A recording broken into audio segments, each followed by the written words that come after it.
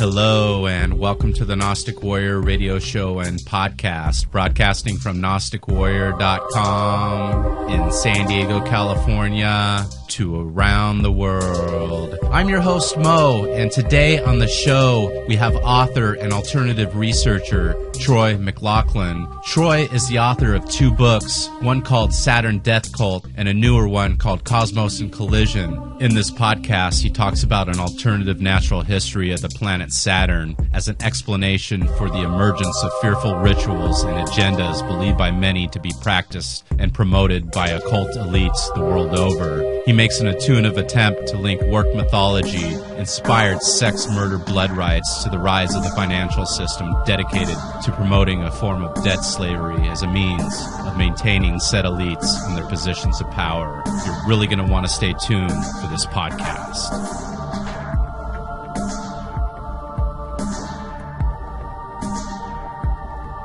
Thanks for being on the show today, Troy. How you doing? Oh, great. Fantastic to be with you today. Definitely. And before we get into the great work you're doing now with your books and on your website, can you please tell us about your background and who you are?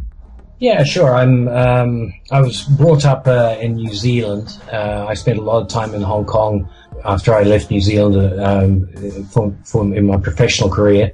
Where I worked in the film industry, advertising industry. When I was at university, I studied ancient history and ended up with a BA degree in American politics, of all things, but always maintained a very healthy interest in ancient history. And at that time was when I discovered some of the more alternative views. And over the last 20 years, since leaving university, I've developed a lot of those ideas and followed through on some of these alternative interpretations. And that has led me into a life at the moment where I'm sort of involved in what would be called the alternative research community in my own sort of small way, which was the creation of the Saturn Death Cult website. Great. And when did you create that website? Well, that was created about 2011, and it was really done because it was done initially to take advantage of the Kindle book sort of idea that came out. But I realized that that there was a website that was also required to back up the Kindle book. So I put together the website and the Kindle book primarily to address what I was hearing a lot in alternative media discussions and things like that to do with the planet Saturn, or essentially, elements within the occult to do with Saturn. And while a lot of that was right on the button in terms of its position in influencing a lot of what we see in the world today, I thought that there was people hadn't quite made the connection between some of the theories that were coming out in the cosmological area, in areas like the electric universe and so on, to do with Saturn. And Saturn Death Cult was a result of trying to marry those two trains of thought together to provide explanations along those lines. Yeah, more clarity. And do you feel, those of us that are into alternative history, that we gravitate towards it because it's hidden, but we also know internally it's truth, meaning that it's more truth than, of course, the history we're given in schools and so forth? Yeah, I think there's on Saturn Death Cult, I make the claim that the work is intuitive rather than exhaustive or academic. And it's the intuitive level. This is what I mean is that when I said that I was hearing a lot about Saturn, there were a lot of very prominent people in the alternative research, even the conspiracy fields, who had an intuitive understanding of something about this Saturn, the god or the planet or a combination of both and such. And it's on that intuitive level that I think a lot of us do actually operate.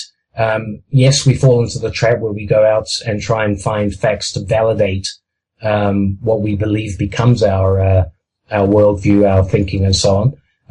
But that's just part of the process. We've all got to do some kind of research, but I think it does start from an intuitive rather than a purely academic level. There being a lot of dangers in the academic approach, I believe, as well. So, yeah. I agree. No, it's interesting you bring up intuition because I'm a big believer in using that to discover truth as well. Can you explain what that means and how you use it to research? Because I went to university, one of the only things I really learned at university, Mo, was how to format arguments, how to format essays and things like that in accordance with the dictates of mainstream academia. This, of course, is in your referencing and so on. And of course, what I found was I went to a couple of off-campus discussions on looking at paradigm shifts. And there was a guy highlighted called Thomas Kuhn, who wrote a thesis called Chaos in the Brickyard, which talked about how humanity has these various paradigms that undergo change, and there's usually a catastrophic collapse of the previous paradigm, followed by the new paradigm replacing it. And that usually happens when one generation dies out, or there's some disruptive technology or some disruptive discovery of evidence that takes place. But what it shows is that, in modern science, modern academia, we have this idea that everything has been sort of figured out. We're just filling in the details.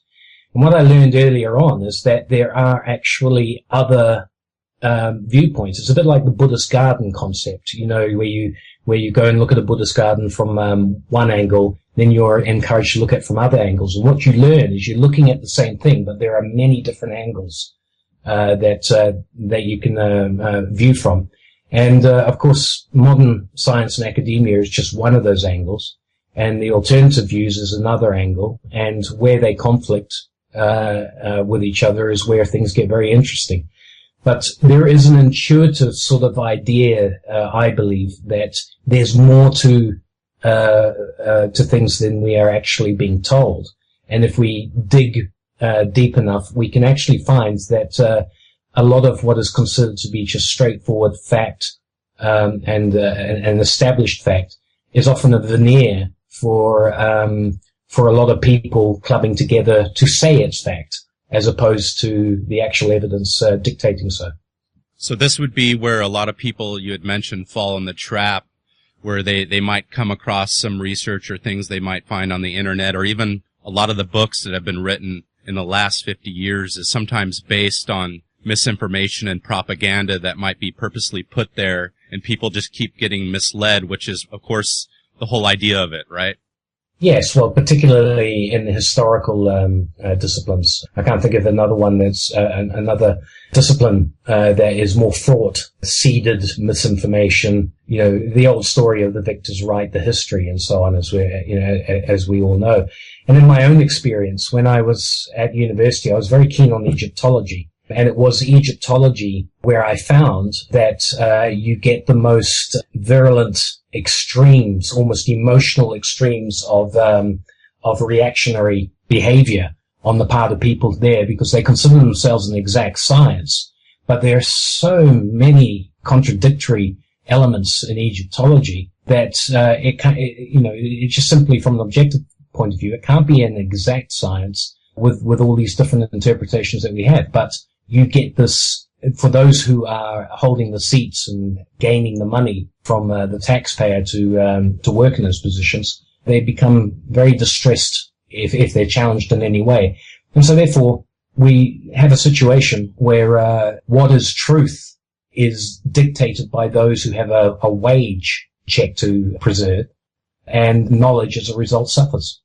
Can you explain your book and your work in regards to the Saturn Death Cult? Yeah, sure. Well, the original idea of the book was to act really as an introductory style of, medium. I don't know if you get them in the States or whatever. When I was a kid, we used to get a thing called Ladybird books, which were small pocket-sized books.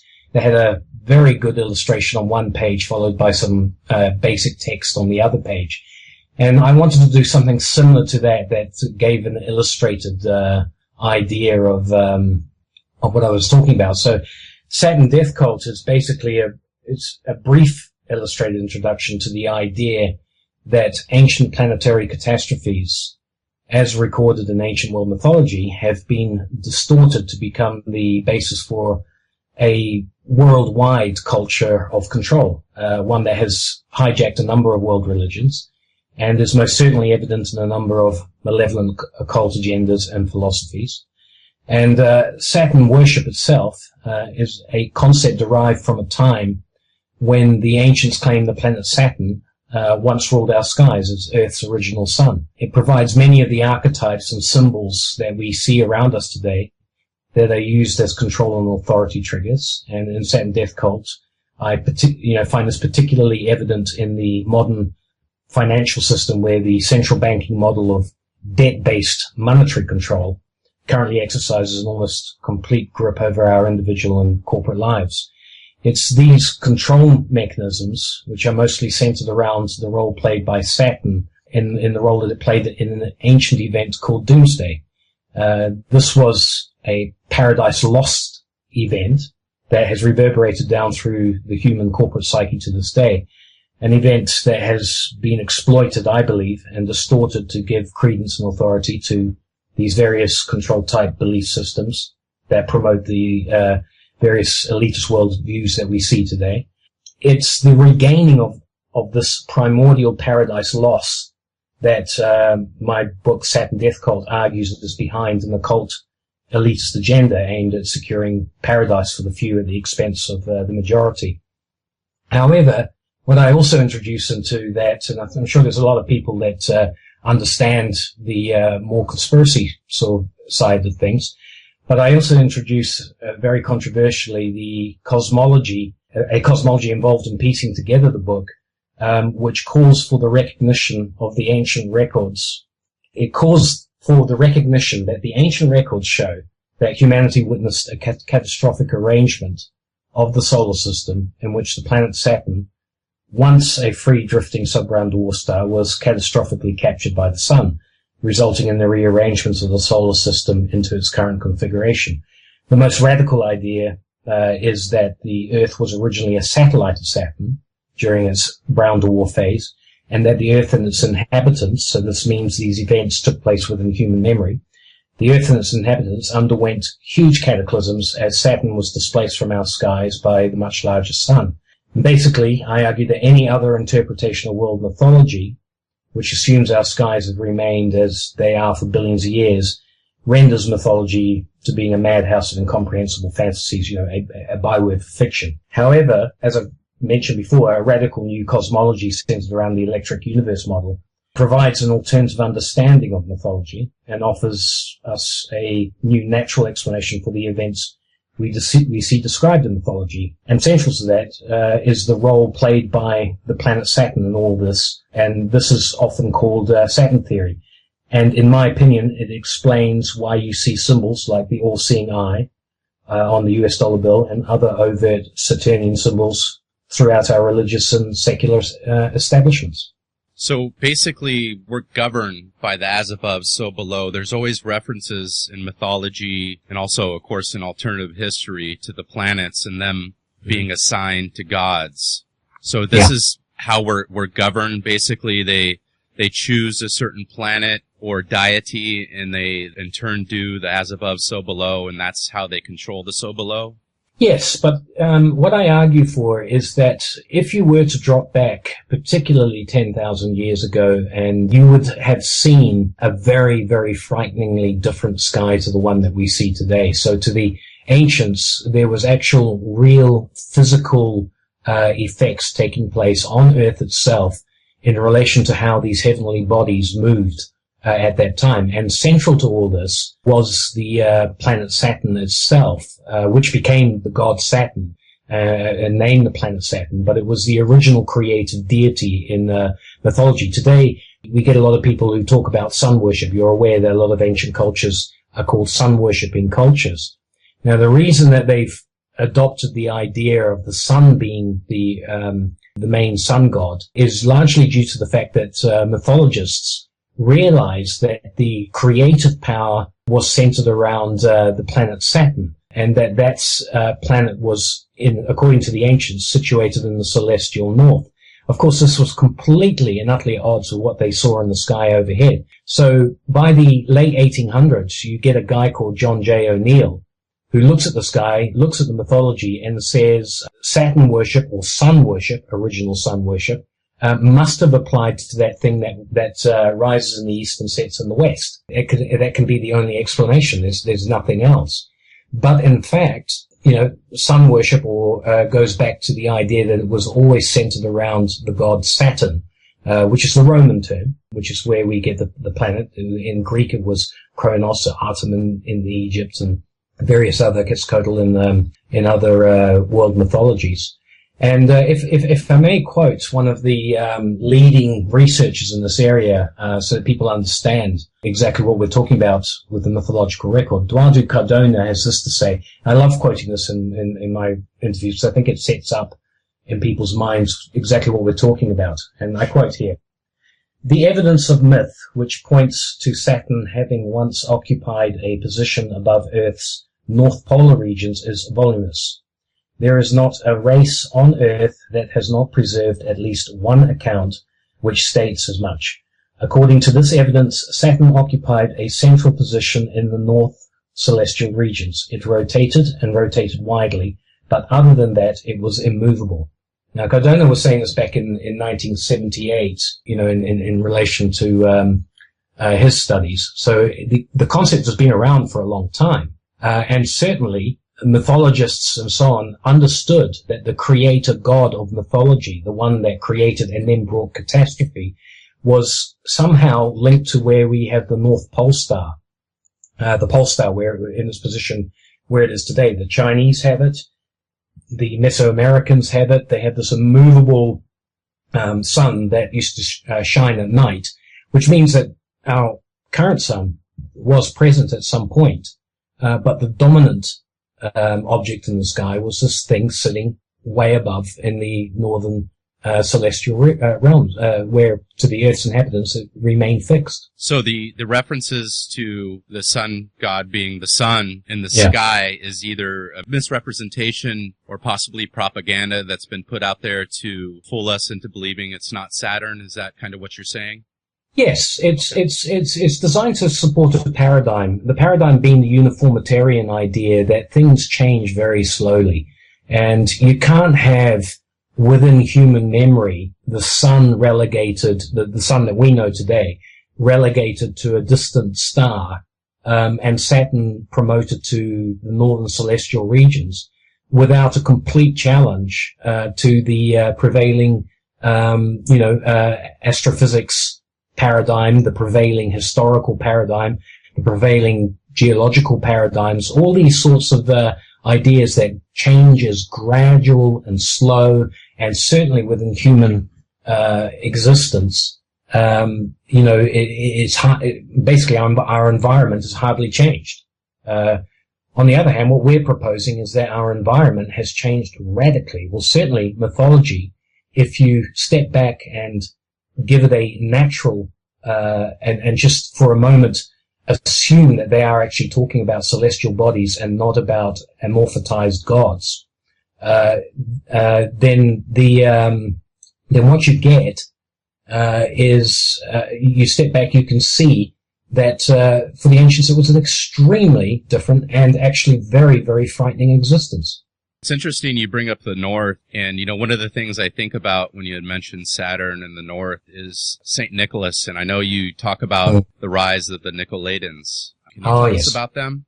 Okay, all right. Well, in the progress, where I pick up on the Nicolaitans in Saturn Death Cult, I use a lot of my own nomenclature through the Saturn Death Cult sort of thesis. I provide a glossary for people who want to get an idea of who I'm talking about. The Nicolaitans is one of these nomenclatures, and the Nicolaitans they're not related to St. Nicholas as such. St. Nicholas is a derivative of Nimrod, the god who was associated with Ishtar back in Babylonian times. But the Nicolaitans come from the second letter that is related to us in the book of Revelation in the Bible. And it describes, essentially, my interpretation of that is it describes the rise of what you call a professional priesthood. And this, I argue, in Saturn Death Cult is where events after the fall of Saturn, when the Earth underwent a cataclysmic doomsday and a paradise was lost, there was a need to try and codify things that had been learned, laws that had been established during a golden age, this paradise. And ultimately, those laws become corrupted when you get a professional priesthood who suddenly realize it's a source of power that they can use for their own benefit. And this sort of comes up through history to our present day, where the idea of priest kings with their cadre of priests, basically rule using Saturnian symbols, archetypes, and they've been derived from that paradise age to basically garner justification and credence for their control over whatever group that they have. And the Nicolaitans are in fact the rise of what would become the Catholic clergy, and ultimately also I would include also the Protestant clergy as they came through. It's a fairly modern development, the Nicolaitans. A lot of their ritual and symbolism can be traced right back to Saturn worship and that golden age. But the effect on the rest of us is it's just simply another control mechanism, designed to put a few in a position of control over the rest of us. In this case, through what we would call Western Christianity.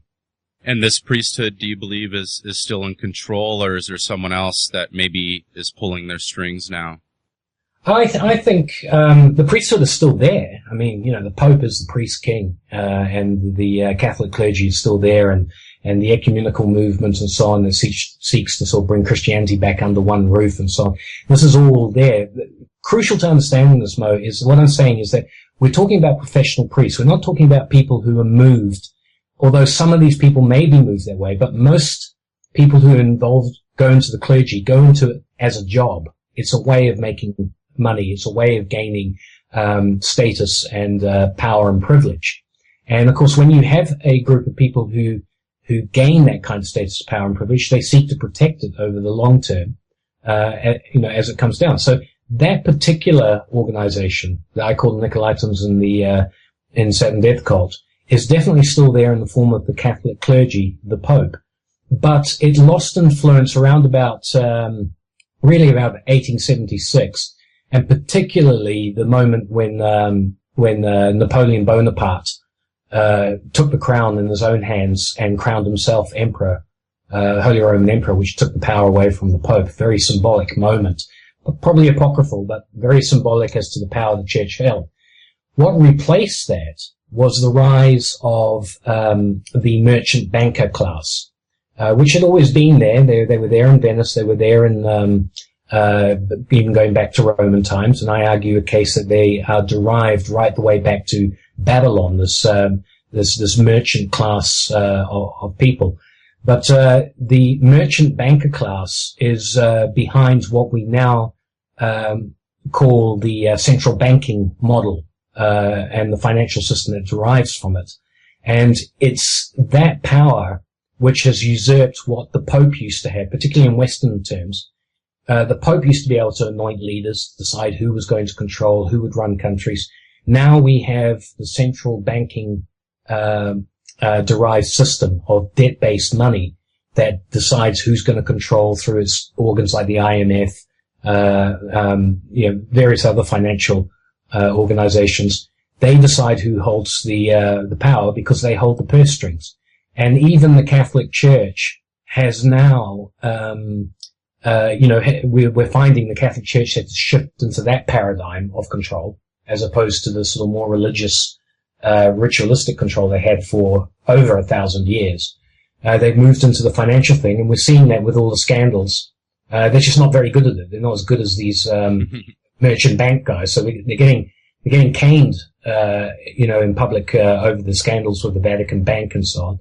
But it was none other than the Pope himself who gave me a kind of a credence to what I'm saying in Saturn Death Cult, in some of the more repugnant aspects of it, which we're talking about in terms of the ritualistic murder rituals, pedophilia, and so on like that. But the Pope himself recently, in asking for forgiveness from victims of clergy sex abuse, basically made the statement that he compared the crimes of those people in the clergy to a sacrilegious cult. Now, I argue that the Nicolaitans are that cult within Catholicism that derive itself from these distortions going all the way back into an understanding of what Saturn worship actually was, and the opportunity it gave to those in the know to establish control mechanisms for their own benefit. So is this sacrifice, abuse, pedophilia that, of course, a lot of us alternative researchers hear about, is this necessary for some type of power or gaining energy or anything, or is this used just primarily to control the people under them? Yes, I think it's the latter. Catherine Austin Fitts, who's a writer I admire on the financial issues in the world today, on the internet, she talks about the control file. The idea that if you make it into certain establishment hierarchies and so on, you do so on the basis of you commit things that actually act as an initiation, and now you're in control. It's the wink wink, yes, we're all in it, so we'll all toe the line. It's one of those things, Mo. I don't know if you've experienced this. I'm sure you have. I'm sure most people have. You know how when you elect people and they go in with all these ideas that you think are good and is going to change things, and when they get there, they just seem to carry on the same old, same old. That was Obama for us here in the States, definitely. Well, that's the most recent example. Yeah. You can quote politician after politician for the last 200 years that has, done that in one form or another. And something happens, all right? Now, it's particularly poignant that we're talking about this time because this whole pedophilic control mechanism that seems to have found its way into these establishments is in the process of, in certain places, being very much exposed. We know about the Catholic Church and its problems with pedophile priests. I don't know if in the United States you're aware that British Parliament is under intense pressure at the moment because of accusations going back to the 1980s that there has been a pedophile ring at large, and that while there may be only 10 or so people at the very top who are the actual pedophiles, you have up to 800 people who knew they were but kept quiet. Yeah, just so you know, Troy, there's nothing here in the States as far as the media. They're completely silent on that. But, being connected via Facebook with people such as yourself and other people in the UK, I'm definitely getting those news reports from major media in the UK talking about this very thing, and it's pretty revealing. So do you believe that this is the unveiling, the apocalypse, the end of these people, and this is why it's being released slowly in the media? I do. I'm actually very optimistic. A lot of people would look at the stuff that I write and think, "Oh my God, where are we going to go? These guys are so much in control." But because I primarily look at the financial side of things, the reason I do this is that there is a theme in most world religions that themselves trace themselves back to Saturn worship. And as I say, Saturn worship in itself was not really a bad thing intrinsically. It was a reaction to actual planetary catastrophes that took place. It's how it's been distorted and manipulated since then to develop these control mechanisms.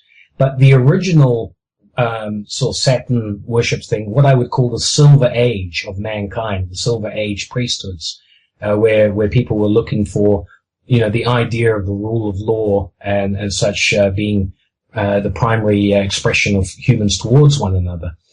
They all express a revulsion for the use of money and finance as a means for perpetrating what they would define as evil. I often quote biblical stuff because we're in that cultural sphere that we talk in. People know the Bible probably better than most ancient books, or know of it better than most ancient books. And of course, the Bible identifies the root of all evil being the love of money. It doesn't say the root of all evil is the devil himself. It's this love of money. And it is that love of money which creates a system that these sort of elite people use and abuse through debt-based financing to put themselves into a kind of a golden age. But it's a system that will always implode on itself. And you can track this down through history. I know of at least 3 occasions in the last 2,000 years where we've had total implosion. I know of 3, 2 that where it's happened and 1 that we're currently in at this stage. And as well in Saturn Death Cult, I allude to the Tower of Babel, however you want to pronounce it, incident as the first example of a financially wrought apocalypse, and an absolute catastrophe. The other 2 being the crisis of Rome in AD 33. The other one, which I think was probably the most apocalyptic one yet, was in the 1340s with the collapse of the Bardi Peruzzi and the Florentine banks in Europe that led to the Black Death and so on. And currently, we're moving into that as well, a situation where everything has been set up for a very, very similar situation to the 1340s. And people would find this horrifying. But this is where it always leads, and hopefully, I have great hope that this time we come out of it with a system that just totally and utterly discredits the central banking model of debt-based finance, because I believe that that's where most of our problems, war, social issues, discrimination, all that kind of thing comes directly out of this love of money that the central banking model personifies.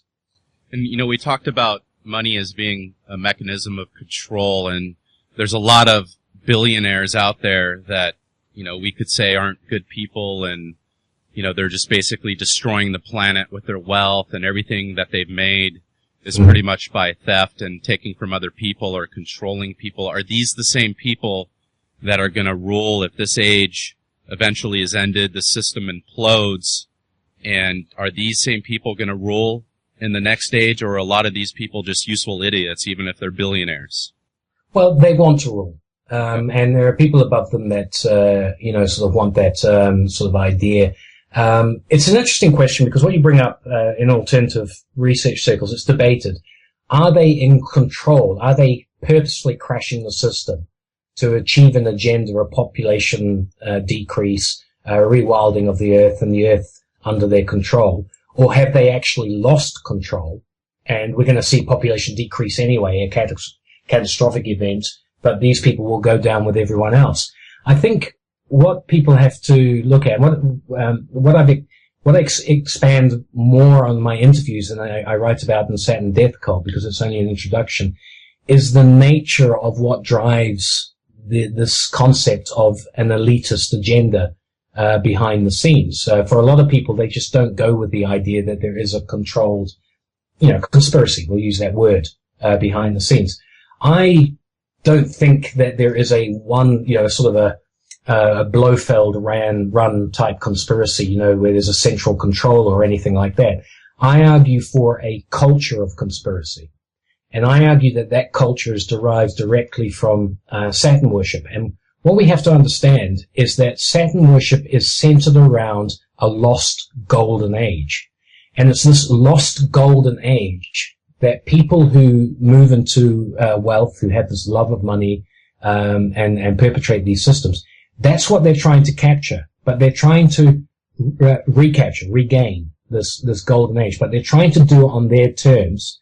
And they've worked out that if they can't have the kind of paradise, the paradise that people experienced in the golden age before the doomsday cataclysm, they can employ the rest of us or force the rest of us through various mechanisms to provide that golden age for them. So, for example, you look back on what was called the Gilded Age, when you had people like the Rockefellers, the Vanderbilts, Carnegie, and so on. These guys honestly made Buffett and Bill Gates look like they just had pocket change. I mean, in today's money, I think Carnegie was like $396 billion. Rockefeller, John D., $490 billion. I mean, you just can't conceive of that kind of money in the hands of individuals. And these guys lived a gilded age where everything was done for them.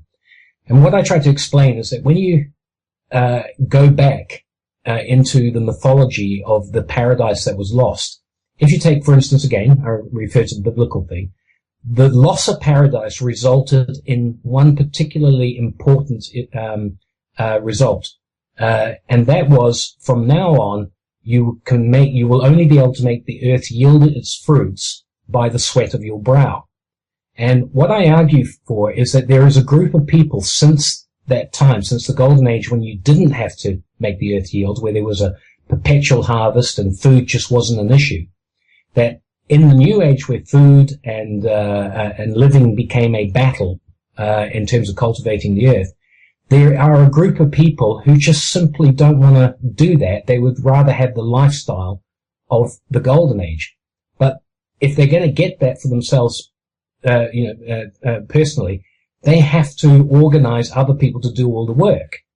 All right. Mm-hmm. And this is where the mechanisms come in. This is where it gets refined to a point where instead of just standing over somebody like some gangster with a bunch of tough guys and saying, you're going to do this and provide me with a living, that I can, have a jet set lifestyle or whatever, they've learned that the best way to get the majority to slave for the minority to give them that lifestyle is to get the majority into debt. And that's where the money, of course, comes in as well as precisely controlling them.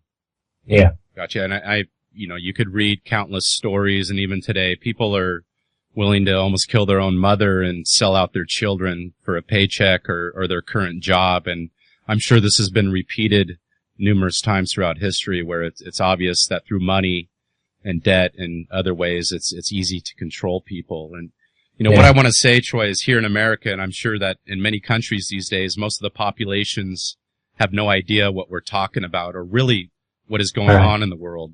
Personally, I feel I'm a great researcher, and then at times I have no idea what's going on. But if we stand back and start looking at this, from the powers that be, their view, it's a perfect way to manage populations without a boot on their neck or chains on their wrist, correct?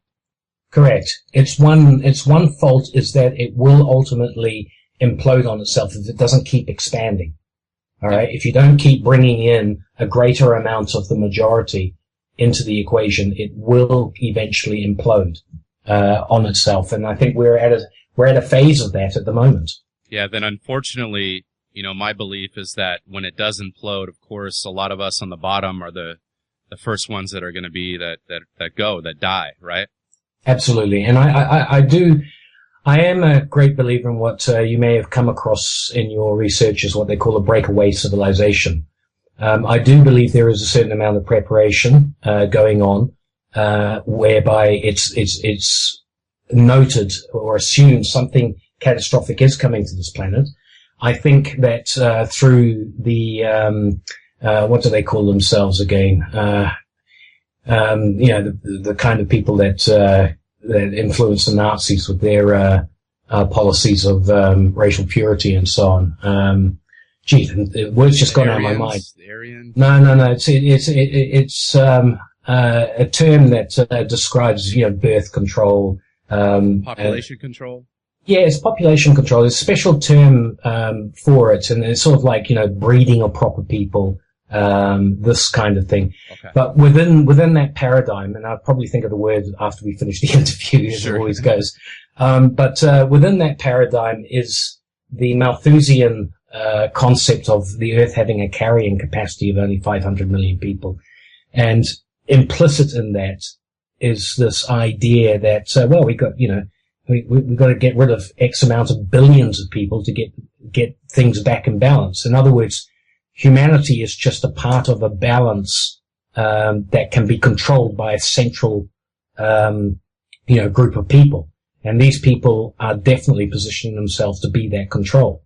How advanced they are, I don't know. But if you've got a financial crash, as I said, the crash in the 1340s, if you get a worldwide version of what happened in Europe, 75% of the population were dead within 40 years in Europe.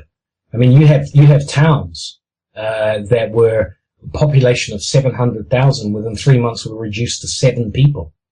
Jeez. You know, so this has happened. All right, this has happened. It's almost impossible to understand what it must have been like for people traveling around Europe, seeing the results of whole towns just becoming, bloated corpse graveyards. As the Black Death took sway.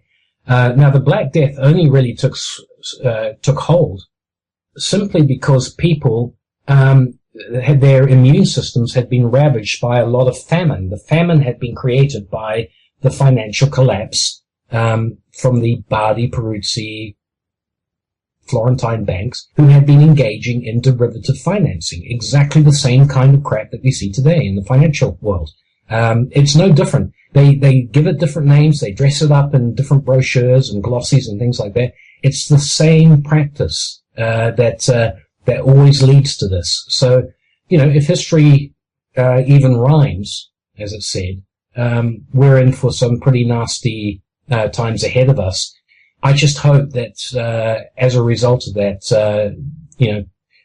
because, and this is what I think is great about the internet, enough knowledge is getting disseminated throughout the population. There wasn't the knowledge dissemination amongst the population of Europe to sort of say, hey, it's those Florentine banks that were behind it all.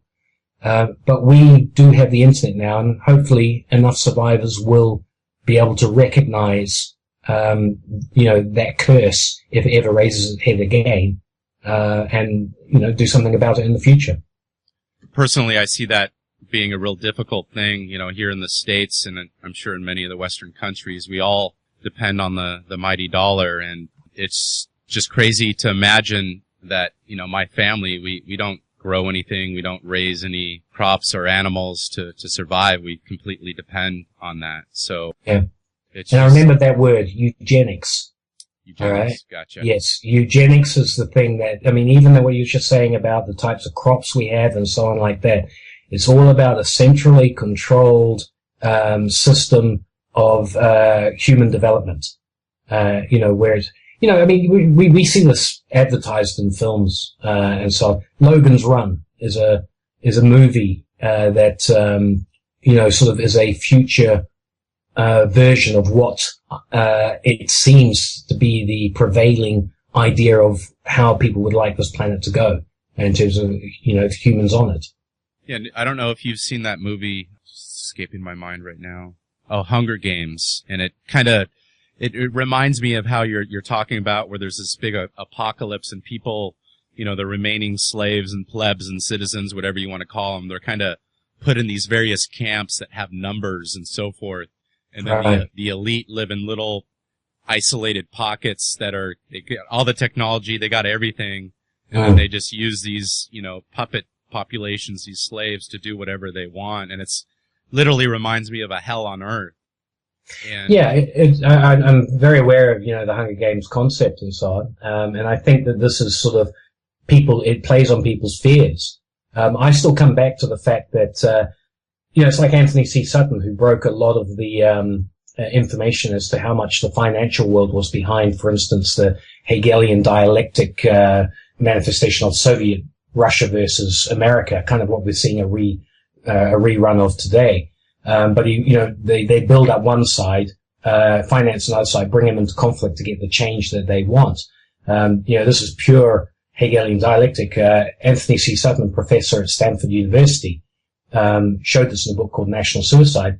Then he broke the story about Skull and Bones and and who was involved in that, the people involved. You know who I'm talking about with Skull and Bones. Yeah, definitely. That's Is it at Harvard? It's the Harvard. Okay.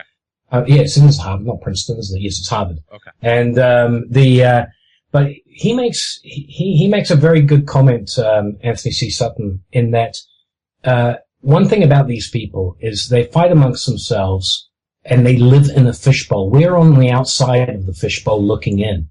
All right. If we can think of it in terms of that, they're on the inside of the fishbowl, and they feel they're in control. They're inside that fishbowl, but we're on the outside. One day that fishbowl is going to shatter, and those people are going to have to be out in amongst us. And as I say, knowledge is increasing. People are starting to get an understanding on a level that you just could not even conceive of in the 1300s. So it's my belief that I personally, I think that there are actually a lot of very disconcerted people in those circles. Oh, I agree. And a lot of information out there you'll find on the internet, and conspiracy circles will point as far as the money masters. They'll say it's the Jews and the Rothschilds. Is that just propaganda to just confuse people?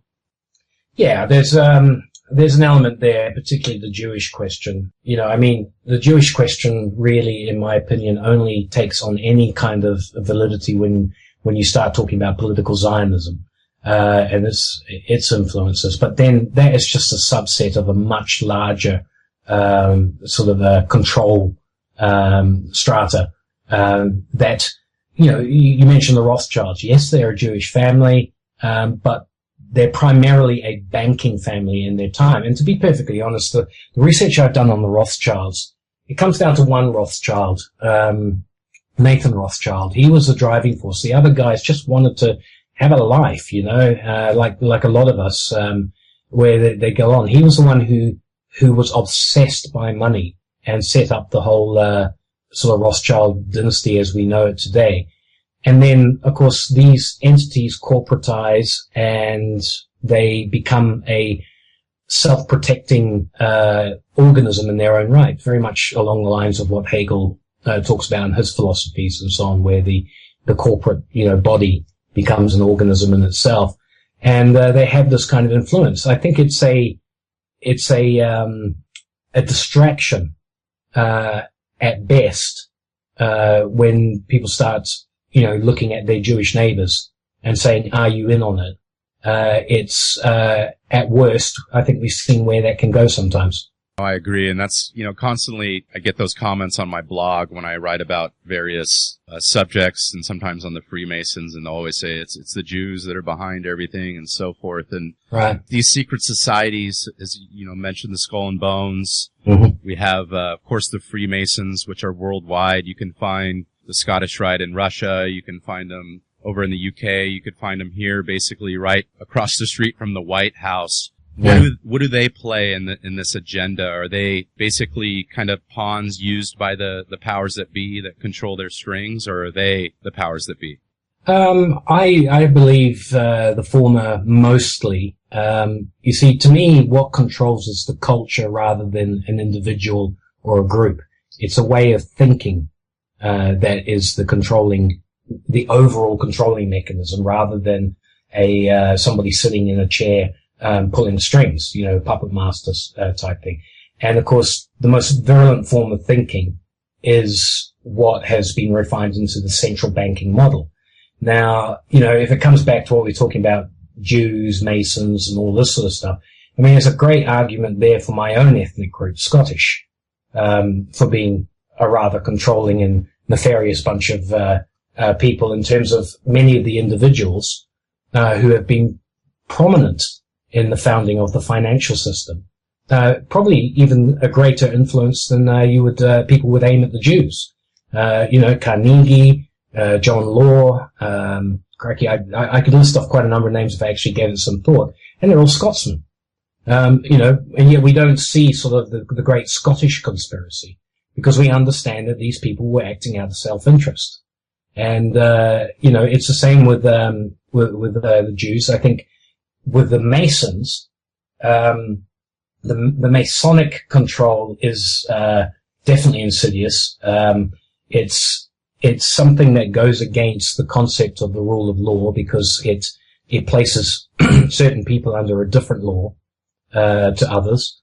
And it is, in my opinion, a distortion, again, of what came out of the golden age that the silver priesthoods were trying to preserve, the idea of rule of law, that laws, weights, and measures would be accurately,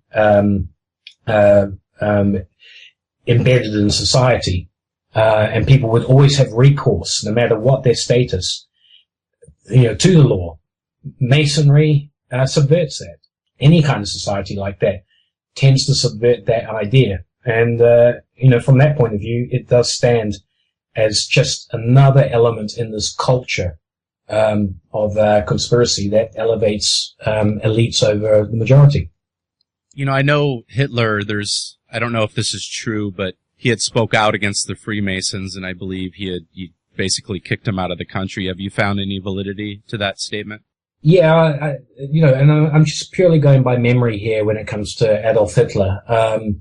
Yes, I think Hitler, he had a thing against Jews, as everybody sort of knows, but he also had a thing against homosexuals, Catholics, communists, and of course Masons. And it's just, it's the expediency of power on the part there. If you have one group that has a functioning nod, nod, wink, wink, self-interest being cultivated amongst themselves, that will always be a threat against your nod, nod, wink, wink, self-interest, cultivation of the group that you have. And, it provides loyalty issues, which seem to have been a big issue for Adolf. That was his big deal. I think the work that Joseph P. Farrell, when it comes to the Nazis and Hitler's role in it, in his book Nazi International, is probably the most poignant stuff that you'll read, simply because Hitler does seem to have been one of those kind of useful idiots that caused a lot of damage in terms of his energy and what he was able to achieve. And what Farrell points out is a sort of three-tier, what you get in sort of the dynastic development, whether it's a banking family, a country, a royal family, or even political parties or philosophies. You get the philosophers in the first generation. You get the go-getter, do-it guys in the second generation. And by the third generation, you get what you call the professionals. All right? It comes back to what we were talking about with the Nicolaitans. And in the case of the Nazis, Hitler was very much that second generation, after the Haushoffers and even Wagner and the way they misappropriated Nietzsche from the philosophical, phase of that, movement. But, Martin Bormann represents the move into the professional Nazi and an extremely, modern thinking that he engendered in creating an extra-national state, what Farrell calls the Nazi International, this ability to still have tremendous influence, but sort of disseminate oneself throughout the various countries. So we find Nazis at NASA in the United States. We find them down in Argentina. They even went into the Soviet Union. They're all over the place in places like Spain and Egypt and the Middle East and so on like that. The old hardcore Nazis now taking on a professional sort of Nazi role. And they could only do it because they looted the wealth of Europe at the time, invested that wealth. And one of the most fascinating studies you can do into who controls the Masons, the Jews, whoever, whatever you want to talk about, is Farrell puts the argument that there is a third power in the world today called the Nazi International that is very much reached a point where it is at odds with what he calls the Anglo-banking establishment, Anglo-American banking establishment, which is our old suspects, whether that's Rothschild, Rockefeller, the central banking model. That's your Anglo-American banking establishment. And you have this Nazi international influence, and it would seem that there is a great case to be made that the current financial crisis we're going through are the various machinations that were set in place at the end of the Second World War. It's interesting. I've found Hitler in studying my own heritage. I had a DNA test a few years back, and I happened to be related to Hitler, then also Napoleon. Really? Yes. Then also President Johnson here in America. Is there some kind of conspiracy here where either they are ruling or they are being used as, the term used for Hitler, useful idiots to carry out agendas because of their wanting to rise to power and be, the emperor of the world and so forth?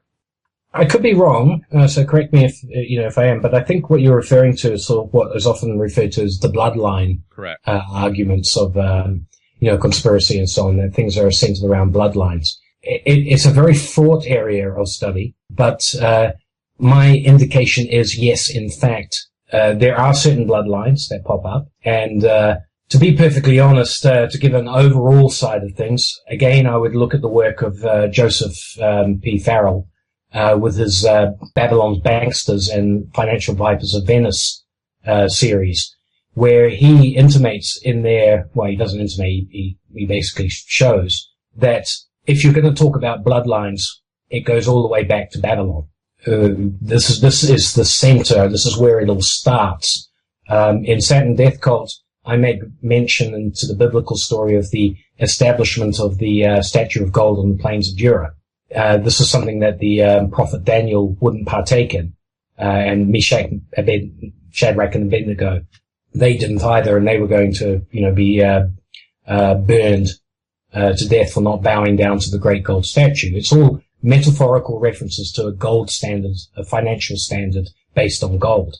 And it's these bloodlines that come out of that. And there is a particular family that we know of from Babylon. It sounds like Badi, but it seems that these bloodlines found their way ultimately to Rome, to Venice, to Amsterdam, to London, to New York, and have maintained sort of positions in these areas there. So yes, there is an argument for it, and I believe that it does go back to Babylon. And I think it's just quite simply, family who you know. It's a lot easier to co-opt family. Brings up the other rather distasteful subject, Mo, that within these families there's a lot of incest. A lot of practice of that kind, particularly fathers and daughters, brothers and sisters. It's also a contributing factor why I believe they have actually lost control, because they're just simply producing colossally stupid people sometimes, out of this sort of area. And because they're not moving into other, because they marry within, the Rothschilds were particularly infamous for this. But we know the royal families of Europe also have this on them. But that's definitely a factor. Yeah, and my understanding in researching this, and correct me if you have a different theory, would be that they did this to keep control within their families, and it was more of a law they placed on themselves, so that power didn't go out to another family if they were to marry another bloodline or so forth. And then once that happens, that person now is part of the bloodline. Yes, blood being thicker than water being the axiom, most poignant here. But it comes back again to, let's say, what saying Austin Fitz calls the control file, the file you have on people that controls them.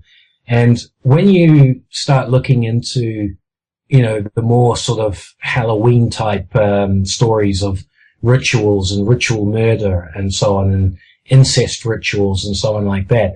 I mean, put it bluntly, anybody who knows their mythology, can see where this is derived from.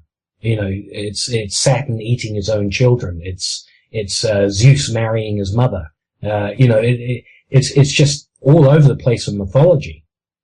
This has been applied to everyday living amongst humans, anthropomorphized, into, these rituals that are being refined down through the time.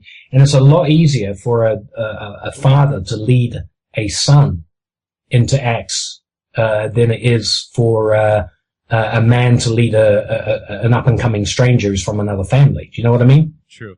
It's just the culture that you could start imbuing that child with right from the word go. And so it keeps it within the family, but it has these destructive repercussions. It seems with the advent of Christianity that, we had this culture before where they were sacrificing, and I know this was done openly before. They were doing it, at town altars in front of everybody, and everybody used to participate in it. And there's stories of, the Jews and the Israelites giving up their firstborn and sacrificing them as well. Yes. I assume all these stories are true, but when Christianity came in, it seemed like they were trying to reverse that mechanism of control that was just based on blood, and it was more based on wine and bread.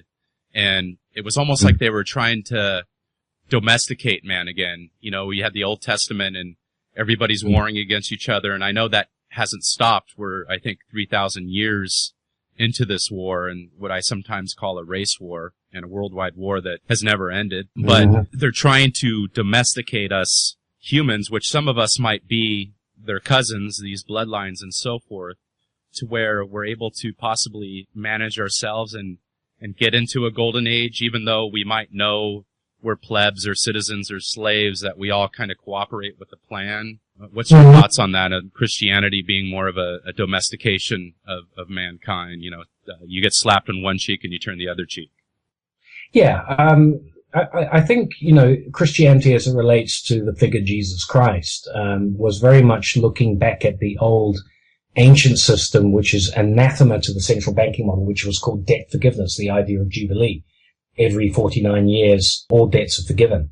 All right. And of course, you know, the sort of death of Christ and so on is symbolic of the forgiveness of the debt of sin, if you know what I mean. You know, and this seems to be sort of an area of Christianity that some people you know, take hold of. Others, of course, still perpetrate it as a control.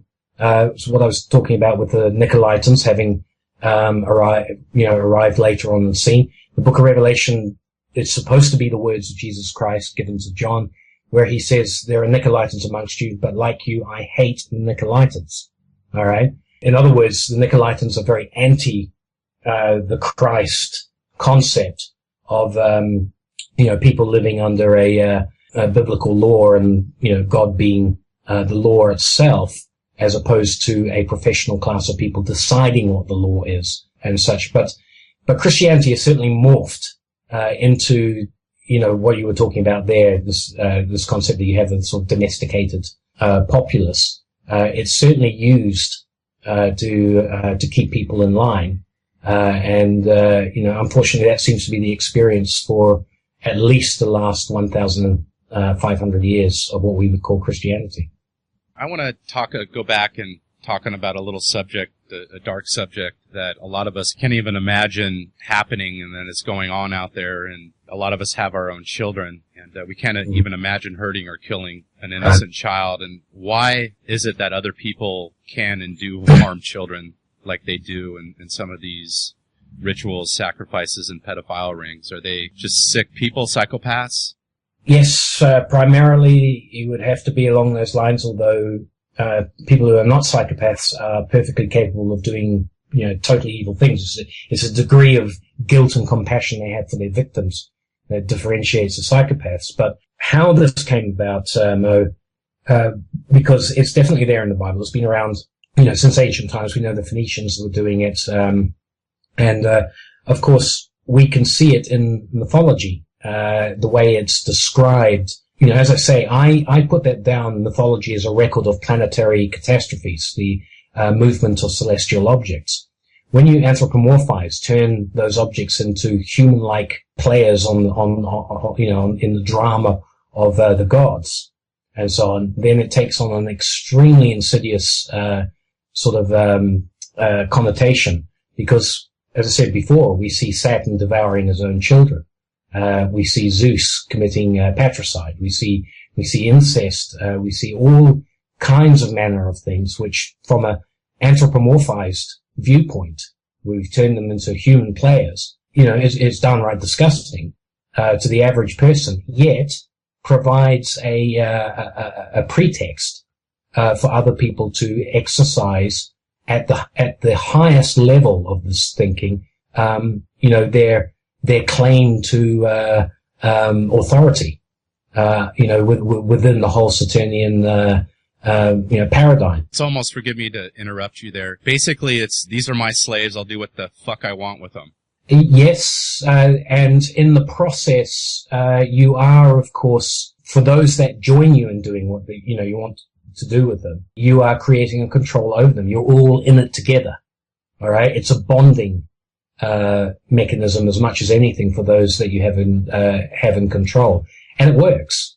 You know, something that heavy really does work in terms of keeping people in terms of their self-interest together. So that would be why we see a lot of that in the celibacy, of course, of the Catholic Church and the priests and why it's so prominent there. It's just this club, and it just keeps recycling, almost like a cancer.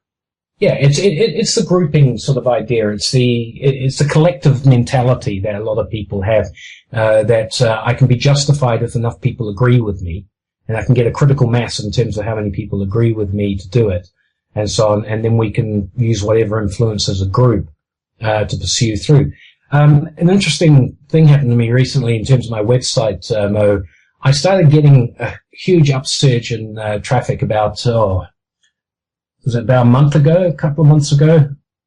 Probably a little bit longer than that. And I found out where it was all coming from was searches on the Yellow King. I tracked it all back to a television show called True Detective. I don't know if you've seen that television show. I haven't. I believe it's a cable show, of course, right? Right, I think so. Yeah, I don't know what it is in America. Okay. I got it here on DVD, so box set here in the UK. But I know it was broadcast, and a lot of people came to my website as a result of doing searches on that, and effectively, it was the first show. When I saw the show, I realized why people were coming to Saturn Death Cult. It was the first show that hinted at something that writers like David McLachlan have hinted at, and that is that serial killing and pedophilia and so on like that may actually be on an organized level, a large percentage of it. And this particular TV show was the first one where two detectives, basically track down and discover a cult that is based around the Yellow King. The Yellow King, of course, is anybody who knows their Saturn symbology knows that refers back to Saturn. As we know, Saturn itself today has a sort of a yellow to it. The Chinese refer to Saturn as a yellow emperor, as such. And, but it was astounding because, this dealt with, the almost incomprehensible, horror of, people going missing, but an elite, well-established group of people within the state of Louisiana engaging in murder ritual, as a result of abducting these children and so on.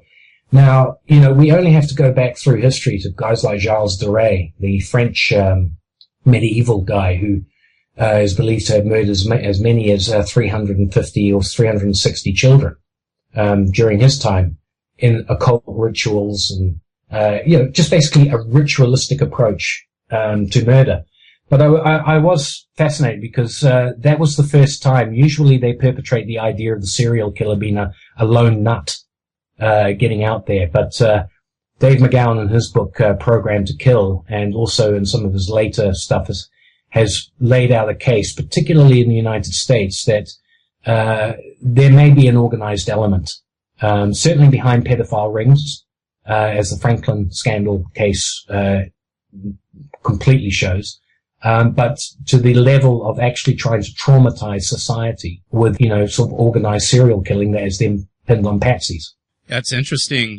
Here again in the States, Troy, we don't hear much of anything about this stuff. And, as I had mentioned before, being, friends with people on Facebook that are over on the other side of the pond, there's always these stories coming out. And there's just actually one right now that popped up on my feed. I wanted to read to you real quick because it's relevant to what we're saying. Prince Philip's former royal aide accused of 3 sex attacks on a girl aged 12. Benjamin Herman, 79, has been charged with 3 counts of indecent assault and 1 attempted indecent assault on a child while working at Buckingham Palace. Why is it that there seem to be centered on this particular group of people around the Buckingham Palace?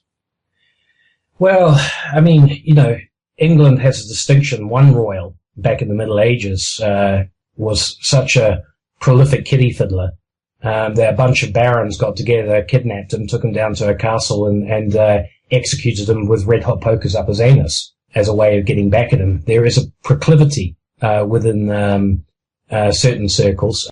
Yeah, it's disturbing because what we're talking about is Phil the Greek, the husband to the Queen, one of his aides. He's sort of been caught up.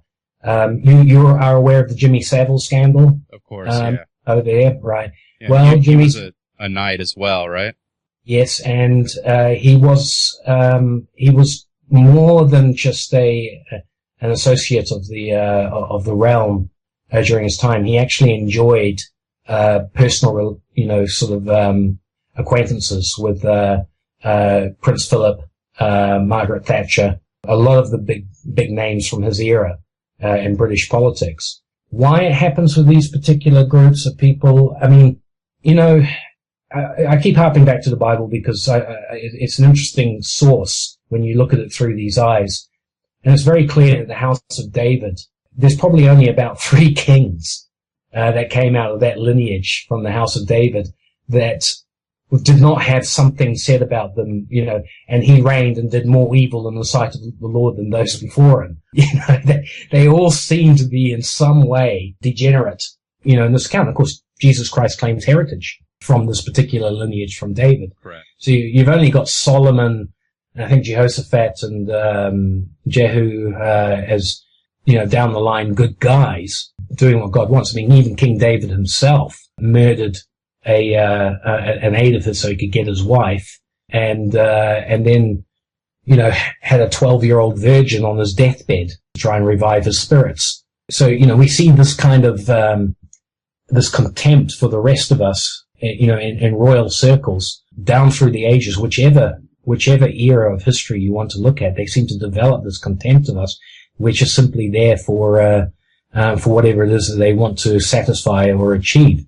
I would say, I'm actually quite taken aback that something like that has actually come out, Mo, that you found that. That must be today. I've not seen it even this morning. It was, and I looked around. Yeah, it just came out. This is in the Mirror, Right. .co.uk, and it Yeah. has a picture of Prince Philip right there. Yeah. His aide, and it's a big story with 2,000 comments on it already. I'll send you the link when we're done here.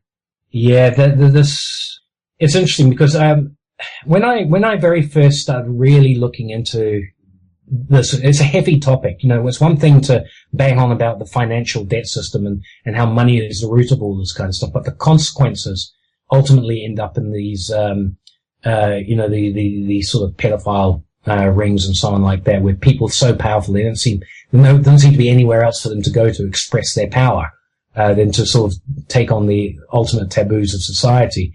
And when I first started really checking up on this was way back in 2006. I was living in Budapest in Hungary. And at that time it broke about the disappearance of a British girl called Madeleine McCann. And she disappeared while on holiday with her parents in Portugal.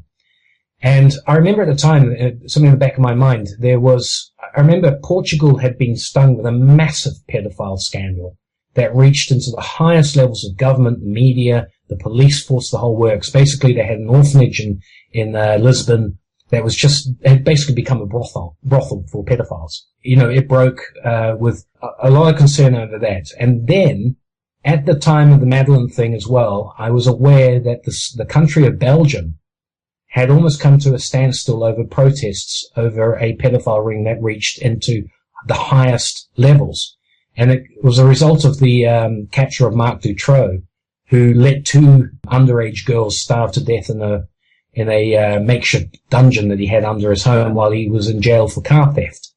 And they found, the bodies, and as part of his thing, he said, "Look, I'll tell you, I'm doing all this. It's all part of a ring. It's organized, and it goes up to the top." And this, of course, is where we get the stories of the blue and pink ballets. And, that members of nobility, members of the highest corporations, the executives in the highest corporations and so on, attend these pink and blue ballets, which are basically, they're auctions for children, boys and girls, for these sort of pedophile rings. And this is sort of taking place in Belgium. Then almost exactly at the same time, up in Latvia, or was it Lithuania? One of those Baltic states, I'm sure it's Latvia.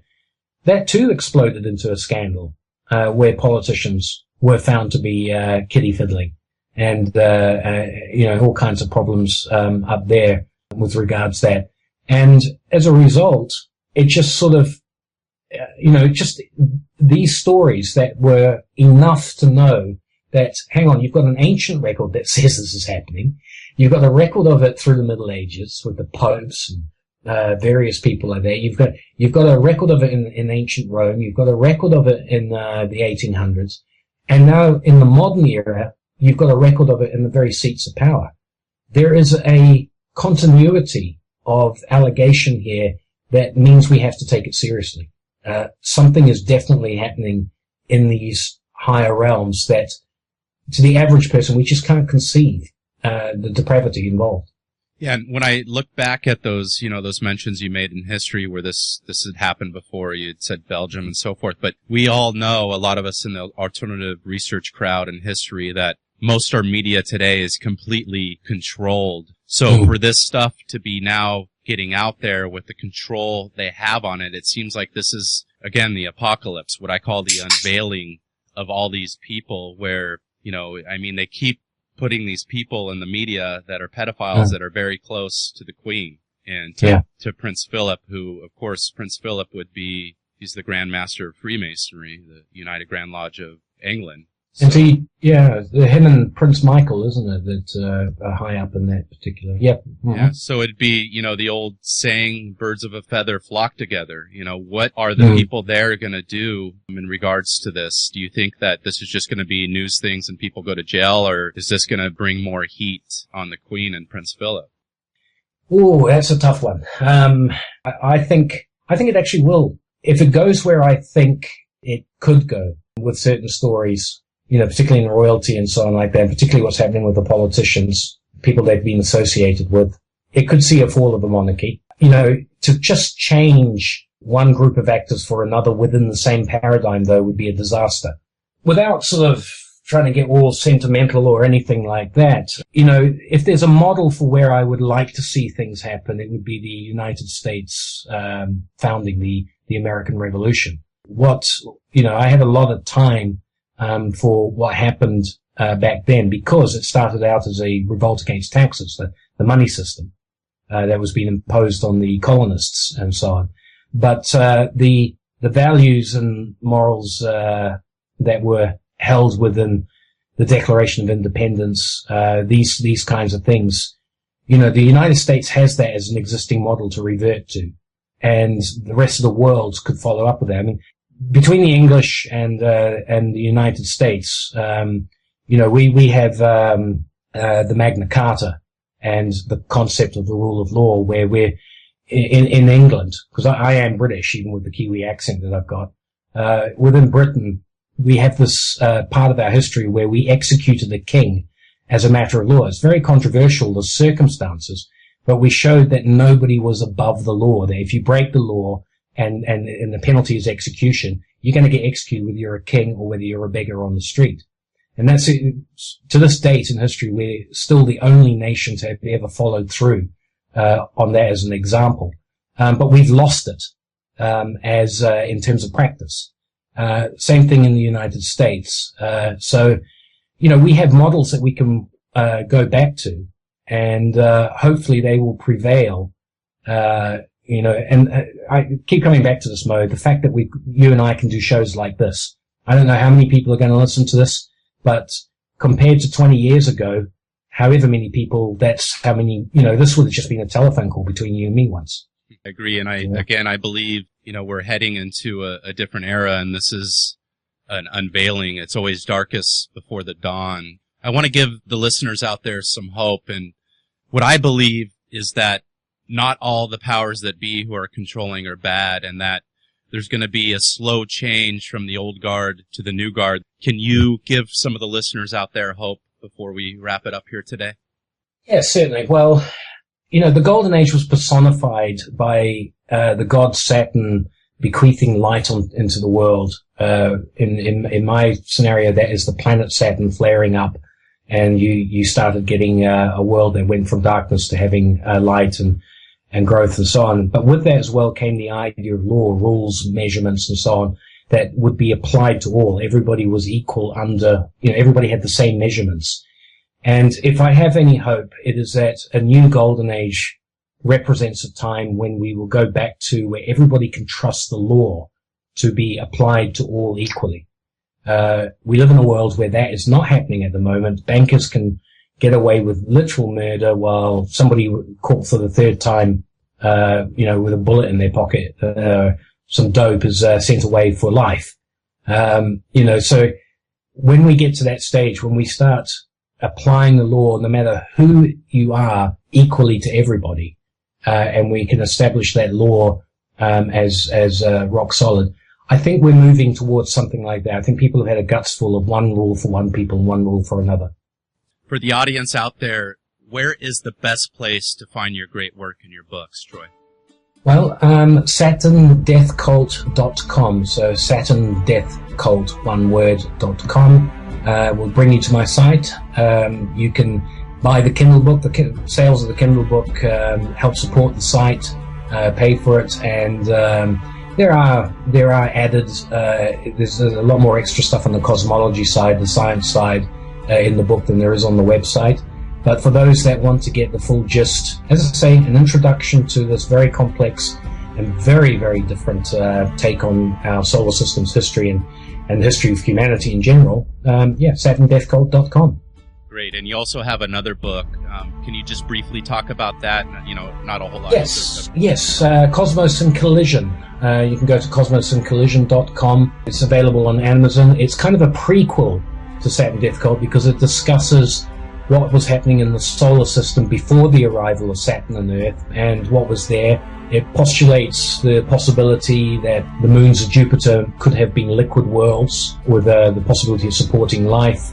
It looks into all aspects to do with the origins, human origins, and their history. So I call it a prequel to Saturn Death Cult, but it's a much more robust book in terms of referencing, offering scientific analysis. And I actually put forth my own theory as to planetary formation based on Herbig-Haro objects, which, if you read the book, will explain how a polar configuration, how Saturn could have stayed at Earth's northern celestial point for all those unending years before the cataclysm. Great, and I'll make sure to put your links on my website when I post the podcast. I'll go ahead and send that to you. It's really been a pleasure speaking with you today. I learned a lot, and thank you so much for coming on the Gnostic Warrior today, Troy. Likewise, Mo. Thoroughly enjoyed it, and all the best to you and your listeners. And I wish you the best. Take care. Cheers.